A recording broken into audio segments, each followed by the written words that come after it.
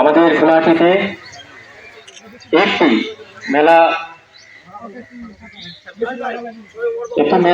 চলছে।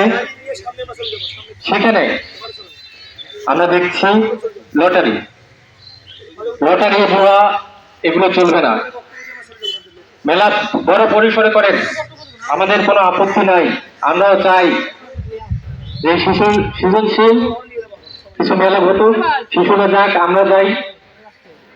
কিন্তু লটারি যেভাবে করে অসহায় মানুষদের নিঃস্ব করে কোটি কোটি টাকা আপনারা লুট করে নিয়ে যাচ্ছেন, বরিশাল থেকে এসে আপনারা মনে করতেছেন সর্বদূরের মফিজদের টাকা তারা নিয়ে যাবে।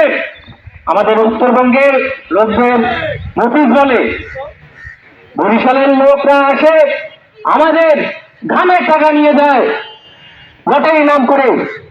তাদের পারমিশন দিল কে?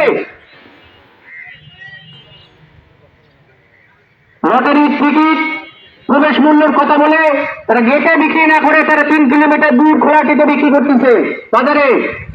আপনারা কি হোম ডেলিভারি করতেছেন? আগুন যদি লাগে খোলাটিতে, আপনারা পাইপ ধরেন বদলগঞ্জে পাইপ করলে হবে না। আগুন যে এখানে ওইখানে নিবাতে হবে। হঠাৎ সেনাপল্লী, আমরা চাই সেখানে ভালো কিছু হোক, কিন্তু কেমন ল্যাঙ্গুয়েজ ইউজ করবো না সেইখানে আপনারা খারাপ ভাবে নেবেন। উল্লিত নাম ঠিকই আছে, সেনাটা উঠাই দেন। শেষে একটি কথা বলতে চাই, বেশি কথা বলবো না। আপনারা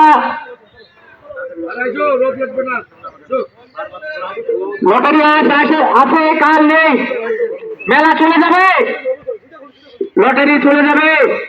কিন্তু আমাদের পার্বতীপুরে আশেপাশে যেগুলো উপজেলা আছে সেখানে যে ধর্ষণ, মাদক, জুয়া, ক্যাসিনো, অনলাইন ক্যাসিনো যে হয়, সেগুলো কি পদক্ষেপ আমরা নিব না? শুধু আমরা লটারির জন্য কি মাঠে নামবো? আমরা বলতে চাই, একটা ধর্ষণ হলে আপনার 10 জন নেতা ওইখানে যা থাকেন পুলিশ যাওয়ার আগে কেন? আপনারা কিন্তু ভালো হইতে চান, ভালো হন। ভোটে আন্দোলনের মাঠে আমরা ছাত্ররা নামছিলাম, হাসিনা পালাইছে।